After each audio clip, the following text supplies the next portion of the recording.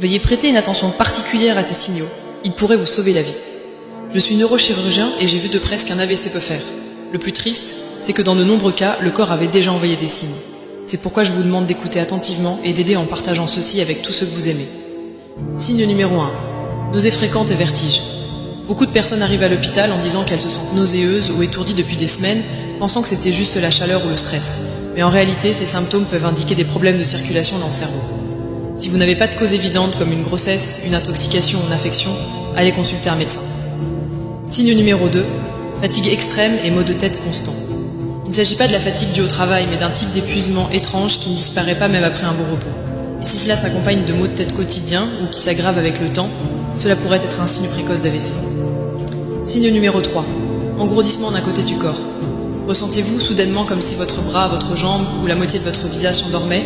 Cela pourrait être un mini AVC ou un avertissement qu'une partie de votre cerveau commence déjà à dysfonctionner. Signe numéro 4. Changement soudain de la vision. Vision double, floue ou un œil qui n'arrive pas à bien se focaliser peuvent indiquer qu'une artère cérébrale est bloquée ou perd en pression. Si ce n'est pas traité, cela peut conduire à un AVC. C'est pour cela que je recommande toujours d'ajouter du shilajit pur à votre routine quotidienne.